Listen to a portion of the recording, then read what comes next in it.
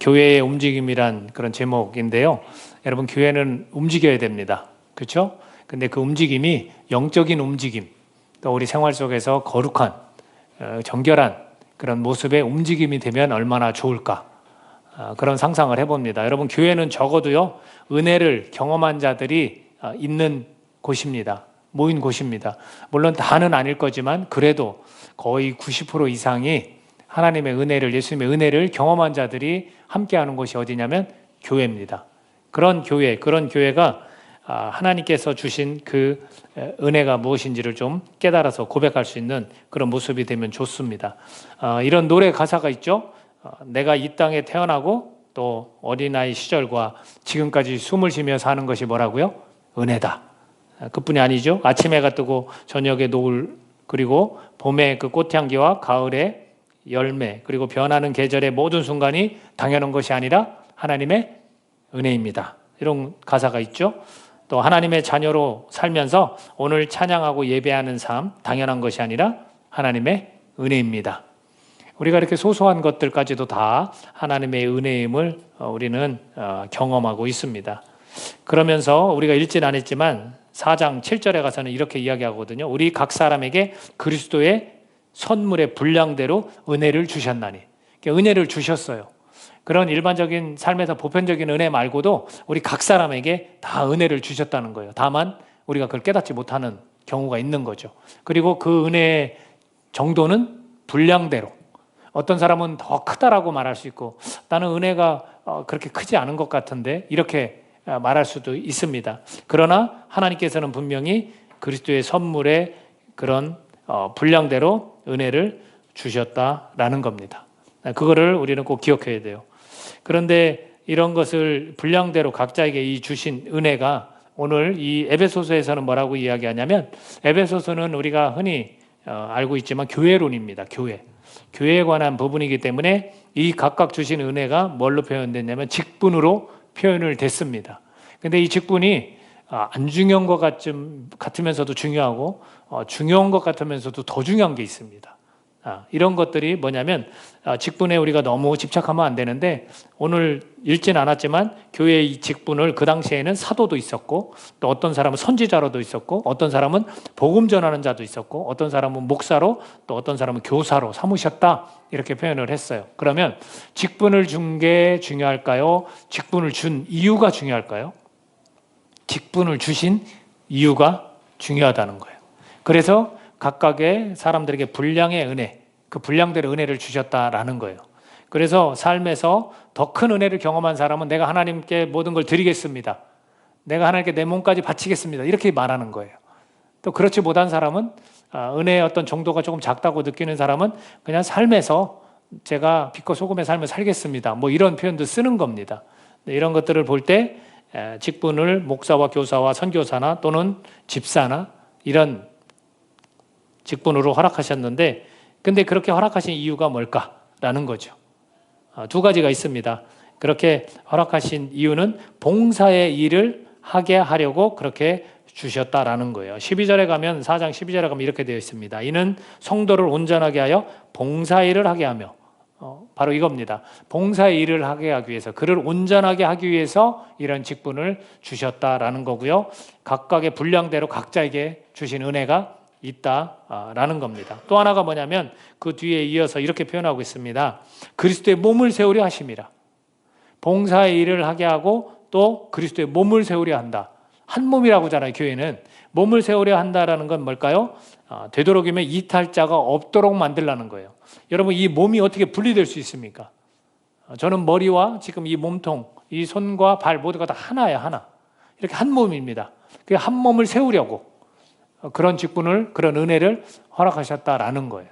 그래서 직분보다 더 중요한 건 뭐냐면 우리가 다 같이 온전한 사람이 돼서 봉사 일을 하면서 살아야 돼요. 교회 내에서만 봉사를 이야기하는 게 아니에요.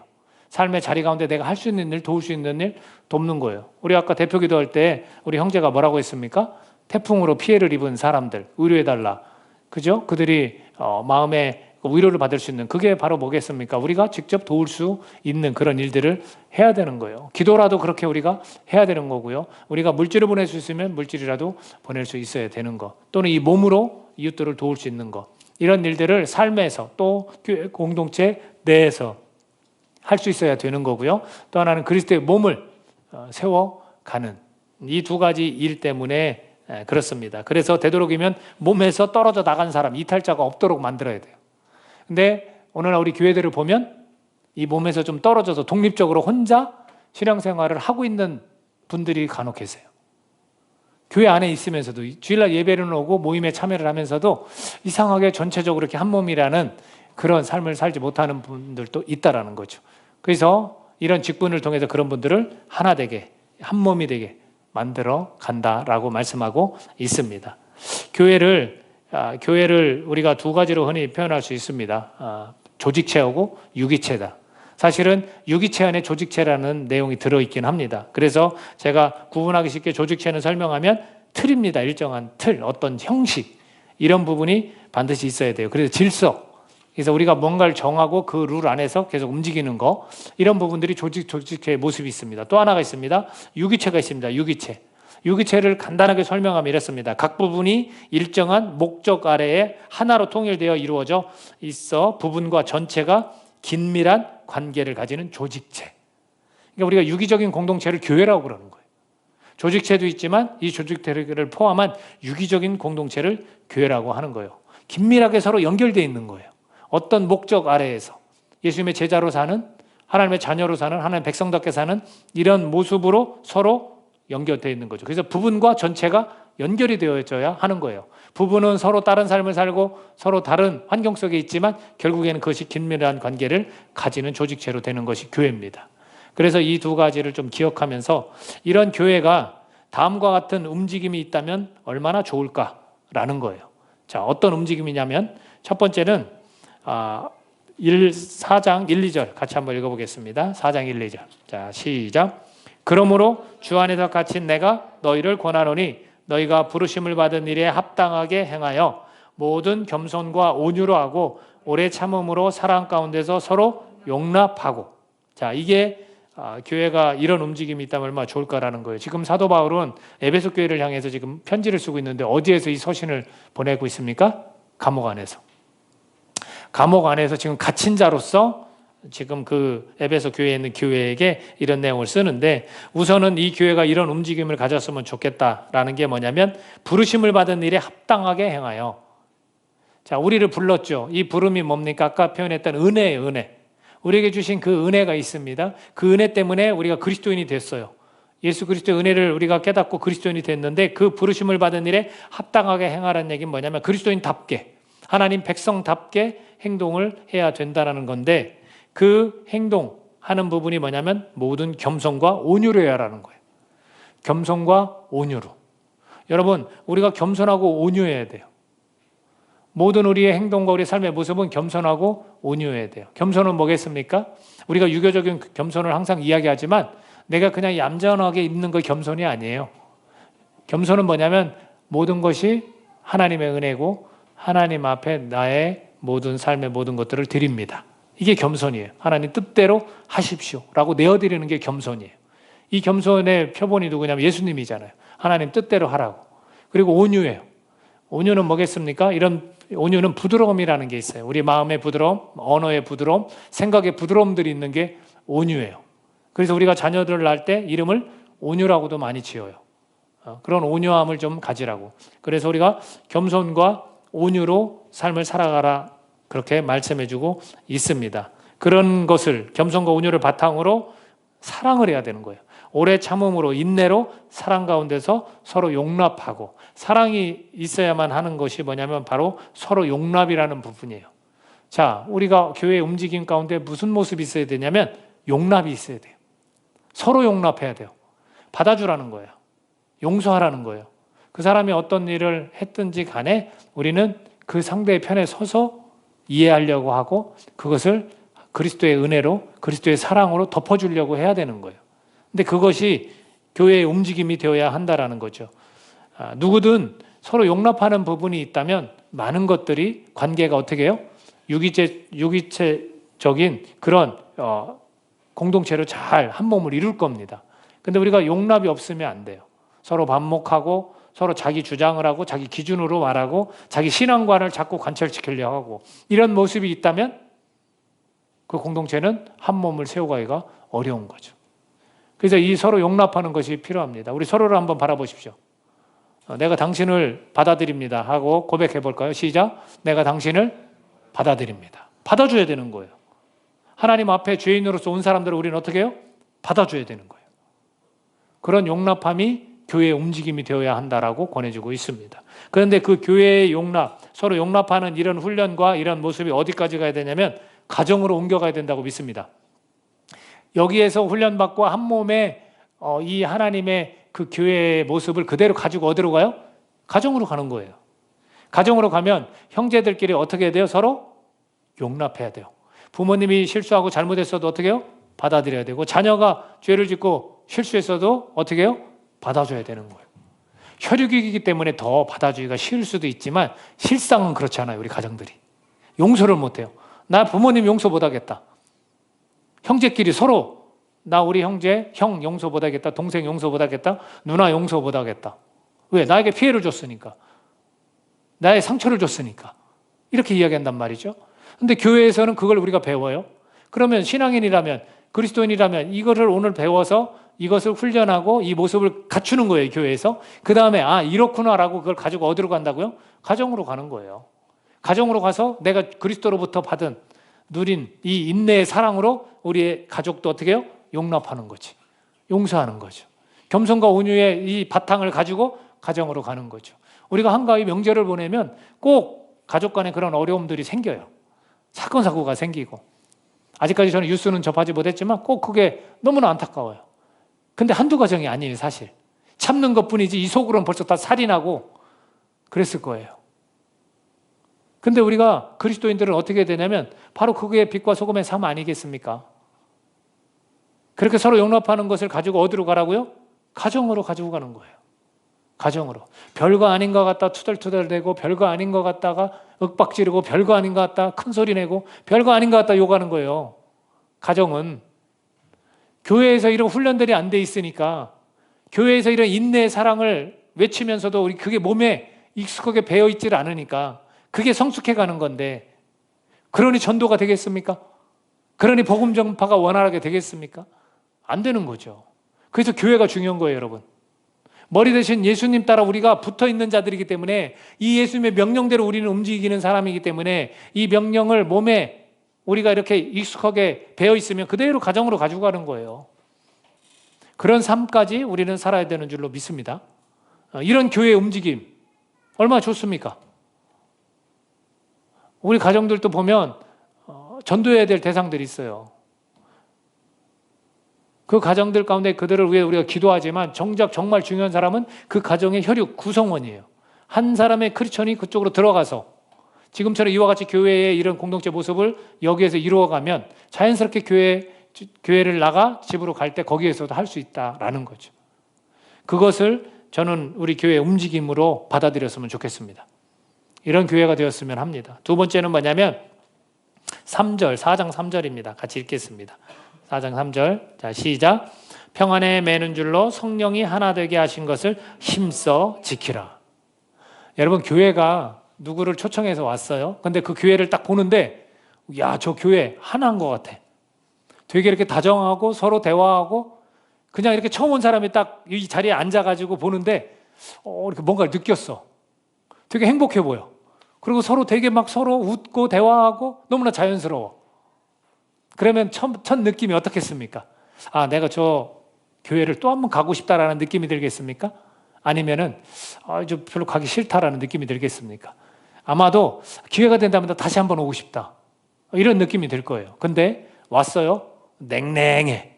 서로 이렇게 인사도 않고 딱 서로 지나치고 이 눈이요. 이 시야가 굉장한 거예요. 다 보여요. 나만 보이는 게 아니에요. 모든 사람은 다 보여요. 눈으로. 근데 서로 냉랭해. 그냥 지나쳐가고 그리고 예배 끝나자마자 누구는 막 헐레벌떡 막 나가고 이런 모습을 처음 온 사람이 봤다고 생각해 보십시오. 야, 교회가 하나 되어 모습이 아닌 것 같아? 라고 느끼지 않겠습니까? 이게 사소한 것 같아도 처음 방문하고 오시는 분들은 그걸 다 느끼는 거예요. 그래서 뭐라고 말씀하시냐면 평안으로 성령이 하나 되게 하신 것을 우리는 지키는 거예요. 누가 하나 되게 했다고요? 성령께서. 왜 하나 되게 했다라고 말씀하시냐면 예수님을 믿으면 우리 안에 누가 함께 하십니까? 예수님이 함께 하시지만 그 예수님이 뭐라고 했냐면 하나님 우편에 계시면서 가시면서 보혜사 성령을 보내준다고 그랬어요. 그래서 예수님을 믿는 자들은 누가 함께 합니까? 성령이 함께 하는 거예요. 거룩한 영이 함께 하는 거예요. 그러니까 너도 거룩한 영이 함께 하고 나도 거룩한 영이 함께 하니까 서로 어떻게 된 거예요? 하나 된 거예요. 그걸 누가 만들었다고요? 성령이 만드신 거죠. 그러니까 우리는 어떻게 그거를 지키면 되는 거예요. 우리 보고 하나 만들으라고 안 하신 거예요, 여러분. 모든 걸 다 항상 하나님을 이루시고 우리는 그냥 지키면 돼요. 얼마나 쉽습니까? 하나 되라고 너한테 만약 말한다면, 나한테 하나 되라고 말한다면 이거 얼마나 힘듭니까? 야, 내가 어떻게 해야 하나 되지? 아니에요. 이미 하나가 됐기 때문에 그걸 지키라는 거죠. 그러니까 서로 온유한 마음, 겸손한 마음으로 인사하고 나누고 안부 묻고 기도해주고 이러는 거예요. 같이 먹고 대화하고. 그렇게 하라고 권해주고 있다라는 거죠. 그래서 평안에 매는 줄로라고 표현한 것은 뭐겠습니까? 줄이라는 것은 서로 이렇게 묶을 수 있는 거잖아요. 그 평안도 누가 주셨습니까? 예수님께 이미 주신 거예요. 예수님의 은혜를 깨달으면 우리는 평안이 있거든요. 그러니까 그 평안 가운데 이 줄로 서로 묶여가지고 성령께서 하나 되게 하셨으니 그거를 지켜 나가라라는 겁니다. 그래서 교회를 하나 되는 교회, 하나인 교회 이렇게 표현할 수 있는 거예요. 은혜와 영광교회가 하나인 교회인 줄로 믿습니다. 하나예요, 하나. 그걸 우리는 지켜가는 거예요. 내가 만들어가는 게 아니에요. 이미 하나인 건데 우리가 지키지 못해서 그래요. 아주 사소한 것 하나 서로 말하고 친절하고 이런 배려심 없는 이런 모습 때문에 그래요. 이것을 지켜나가는 이런 움직임이 있다면 교회가 얼마나 건강하겠습니까? 이 두 가지를 다시 한번 기억해 보십시오. 우리가 겸손과 온유를 바탕으로 인내하는 사랑으로 서로 용납하는 거, 기다려주고 받아들여주는 거, 그리고 하나 되게 하신 것을 그냥 지키는 거. 이 두 가지만 해도 아마 교회에 처음 오신 분들이 이게 교회구나라고 느낄 줄로 믿습니다. 얼마나 행복하고 좋은 모습입니다. 그거를 가지고 또 어디로 갑니까? 가정으로 들어가면 되는 거예요. 가정으로 가서 이런 일들이 소식이 자꾸 들려와요. 1년 만에, 2년 만에, 몇 달 만에 우리 가정이 이렇게 달라졌습니다. 그러면 이보다 더 정말 이 복음 전파가 더 잘 되는 일이 어디 있겠습니까? 우리가 아파트에 뭘 꽂고 뭘 지나가는 사람한테 뭘 건네고 이러지 않아도 우리 주변에서 만나는 사람들이 다 있잖아요. 믿지 않는 사람들도 있고 그 가운데서 얼마나 많은 사람들이 교회란 이런 곳이구나. 그리스도인이 저렇게 사는 거구나 라고 깨달을 수 있지 않겠습니까? 그게 복음 전파의 삶이에요. 복음 전파의 삶. 저는 우리 교회가 그런 움직임이 있는 교회가 되기를 간절히 기도합니다. 우리가 선언하자고요. 우리 교회는 그런 교회입니다. 이런 움직임이 있는 교회입니다. 이렇게 선언했으면 해요. 저는요, 이것을 오늘 여러분들에게 마지막으로 팁을 좀 드리려고 하는 게 뭐냐면 이것을 가능하게 만드는 게 뭘까? 저는 가능하다라고 분명하게 말씀드릴 수 있습니다. 이런 움직임이 있는 교회 가능하다라는 거예요. 그것을 오늘 말씀에서 오늘 우리에게 들려주고 있습니다. 이제 세 가지입니다. 세 가지를 좀 말씀해 보겠는데 3장 16절 먼저 한번 읽어볼까요? 3장 16절. 자, 시작. 그의 영광의 풍성함을 따라 그의 성령으로 말미암아 너희 속사람을 능력으로 강건하게 하시오며. 이게 바울과 그 일행들이 감옥에 있으면서 정말 이런 교회가 될 것이다 라는 믿음의 기도예요. 선포. 그 중에 첫 번째 내용이 뭐냐면 속사람을 능력으로 강건하게 하신다라는 거예요. 성령께서. 가능한 이유가 뭐냐면 성령께서, 우리와 함께 하시는 성령께서 우리 속사람을 능력으로 강건하게 하시기 때문에 그래요.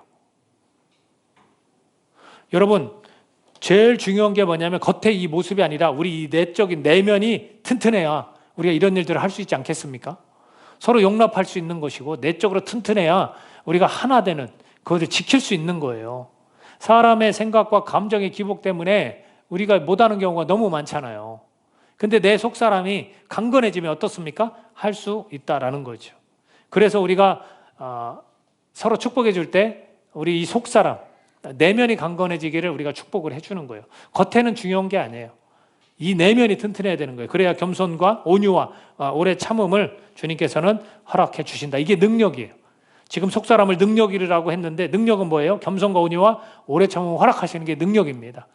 그리고 강건은 뭐예요? 유지하도록 만든다는 거죠. 항상 하도록 해주신다는 거예요. 그게 강건이에요. 항상 하도록 성령께서 그 일들을 해주신다는 거예요. 그래서 우리가 누구를 의지해야 됩니까? 성령님 하고 의지해야 돼요. 내 안에 성령님이 계심에도 불구하고 이 성령님이 왕성하게 활동하도록 만들지 않는 사람이 장본인이 나예요. 나 개인이라고요. 그러니까 우리가 항상 성령님을 의지하고 성령님을 찾고 성령님 충만하게 해주십시오. 성령님 나를 강건하게 해주십시오. 항상 그걸 유지해 나갈 수 있도록 해주십시오. 나에게 능력을 주십시오. 온유하고 겸손하고 오래 참을 수 있도록 허락하십시오. 이렇게 가는 거예요. 그럼 우리 가능해요. 근데 우리 성령을 어떻게 해요? 부르지 않아요. 성령님을 의지하지 않아요. 대화하지 않아요. 성령님과. 그게 문제인 겁니다. 이런 성령님께서 도와주셔서 우리는 가능하다라는 겁니다. 두 번째는 3장 17절 같이 읽겠습니다. 3장 17절. 자, 시작. 믿음으로 말미암아 그리스도께서 너희 마음에 계시게 하시었고 너희가 사랑 가운데 뿌리가 박히고 터가 굳어져서 라고 되어 있습니다. 여러분, 믿음을 통해서 그리스도께서 너희 마음에 계시게 하시었고, 자, 믿음으로 예수님께서 마음에 계셔야 하는 거예요. 여러분, 이 시간 고백해 보십시오. 내 마음에 예수님이 계시다. 시작. 이 고백, 이게 믿음이에요, 여러분. 말을 하고 안 하고는 되게 차이가 있거든요. 예수님 내 마음에 계십니다. 이게 믿음이에요. 여러분, 뭐 내시경으로 확인할 수 있어요? 예수님이 내 마음에 계신데 MRI로 확인할 수 있어요? 없잖아요. 뭘로 확인해요? 이 고백으로, 믿음으로 확인하는 거예요. 다시 한번 해볼까요? 예수님은 내 마음에 계십니다. 시작. 예수님은 내 마음에 계십니다. 그래요. 그거를 날마다 우리는 고백하고 믿음으로 그렇게 반응할 수 있어야 되는 겁니다. 여러분, 왜 용납해야 하는지 아십니까? 왜 사랑해야 하는지 알게 되는 거예요. 예수님이 계시면. 아, 예수님이 나를 용납했기 때문에, 내 안에 계신 분이 왜 내 안에 계시냐면 그분이 나를 받아줬기 때문에 내 안에 계신 거예요. 그래서 나도 다른 사람을 어떻게 용납할 수 있는 거예요, 서로. 그리고 왜 사랑해야 하는지, 그분이 나를 사랑하셨기 때문에. 자기 목숨을 버리면서 나를 사랑하셨잖아요. 여러분, 자기 자신을 버리면서 사랑할 사람이 혹시 있어요? 저는 저희 아내를 사랑하고 우리 자녀들을 사랑하지만 우리 자녀들을 핏줄이기 때문에 더 이렇게 마음이 갈 수도 있어요. 그래서 부부는 헤어지면 남남이라는 표현을 쓰잖아요. 근데 혈육은 굉장히 끈끈해요. 근데 저보고 우리 자녀들을 위해서 목숨을 내놓으라면 못할 것 같아요. 상황에 닥쳐봐야 알겠지만 지금 상황으로서는 못할 거예요. 근데 예수님은 어떻게 해요? 나를 자기 목숨을 내어주는 사랑으로 나를 구원하셨잖아요. 그러니까 예수님이 내 안에 계시면 내가 왜 사랑해야 되는지를 아는 거예요. 근데 항상 그거를 몰라. 예수님이 내 안에 계신 걸 몰라. 그러니까 화내는 거예요. 우리 가족 사랑해야 되는데 화내는 거예요. 명절날 가면 왜 화내요? 내 안에 예수님이 계시다는 걸 알면 사랑해야 되죠. 나 같은 자도 사랑해주고 나 같은 자도 구원해 주셨는데. 그래서 항상 우리는 믿음으로 예수님께서 마음에 계셔야 우리가 그러한 움직임을 할 수 있는 기회가 될 수 있다라는 겁니다. 세 번째는 뭘 말씀해 주냐면 3장 19절을 한번 읽어보겠습니다. 3장 19절. 자, 시작. 그 너비와 길이와 높이와 깊이가 어떠함을 깨달아 하나님의 모든 충만하신 것으로 너에게 충만하기를 구하노라 라고 되어 있습니다. 여러분, 뭘 깨달으냐면 이 부분이 18절에 능히 모든 성도와 함께 지식에 넘치는 그리스도의 사랑을 알고라고 되어 있습니다. 그리고 사랑을 알고 그 너비, 사랑의 너비, 사랑의 길이, 사랑의 높이, 사랑의 깊이가 어떠한지를 깨달으라는 거예요. 결국은 계속해서 우리는 사랑을 깨달아야 하는 겁니다. 어떤 사랑? 이 하나님의 사랑, 이 아가페적인 사랑, 헌신적이고 희생적인 이 사랑, 십자가에 자기 몸을 내어주는 이 사랑 우리는 계속해서 깨달아가야 돼요. 여러분, 교회가 사랑 빠지면 교회입니까? 교회의 움직임 가운데 사랑이 빠지면 진정한 교회의 움직임입니까? 아니에요. 아니라고요. 사랑이 빠지면 안 되잖아요. 그러니까 이 사랑을 저와 여러분이 계속 날마다 깨달아가기를 간절히 바랍니다.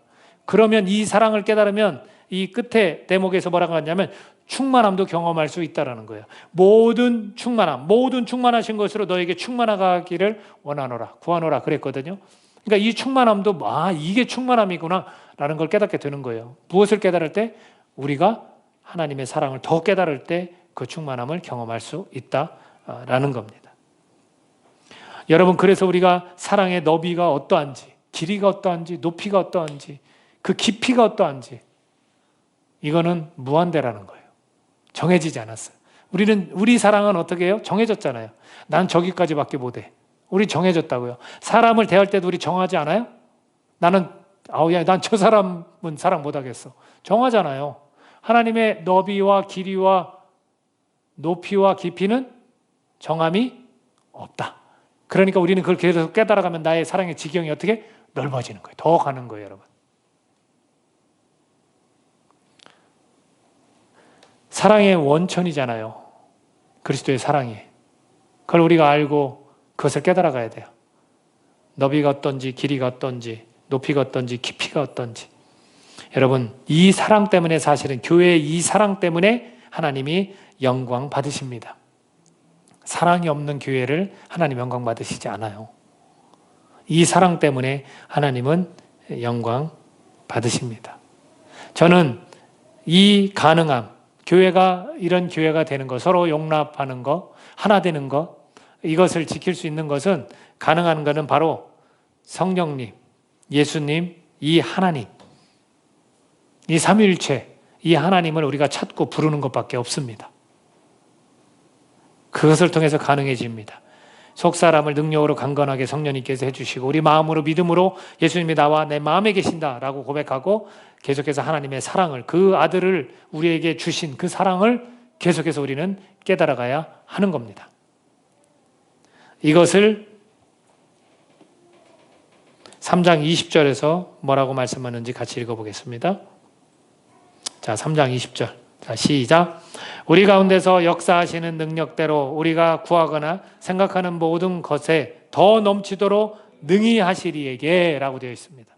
여러분, 우리 가운데 역사하시는 능력대로 우리가 구하거나 생각하는 모든 것을 더 넘치도록 능히 하실 분. 그분이에요. 그래서 우린 가능한 거예요. 삼위일체 하나님을 우리가 의지할 때 넘치도록 능히 하시는 분. 그분 때문에 가능한 줄로 믿습니다. 이렇게 표현하는 거예요, 성경은. 교회가 다 결국은 머리 대신 주님을 따라 우리가 구하거나 생각하는 것보다 더 넘치도록 채우시는 분, 능히 하시는 분, 그분을 우리가 의지할 때 교회는 건강함과 이런 영적인 움직임으로 하나님께 영광 돌리는 모습으로 우리는 살아갈 수 있는 겁니다. 서로 용납하고 또 하나 되는 것, 이것을 지켜갈 수 있는 겁니다. 여러분, 단순하죠? 아주 심플하지 않습니까? 하나님, 예수님, 성령님, 이분들이면 다 해결되는 거예요. 근데 알면서도 우리는 이거를 부르지 않고 받아들이지 않고 있습니다. 오늘 이 시간 이후로 우리 교회의 움직임이 이런 움직임이 되기를 원합니다. 서로 용납하고 또 하나 되게 하신 것을 힘써 지키는, 그래서 그것이 또 가정으로 가서 또 그 화목함을 되찾는 그러한 모습이 되시기를 예수님의 이름으로 축복합니다. 교회의 이런 움직임이 은혜의 영광교회가 반드시 되고 가능함을 이렇게 열어주셨다고 확신합니다. 기도하겠습니다. 사랑해 주님 감사합니다.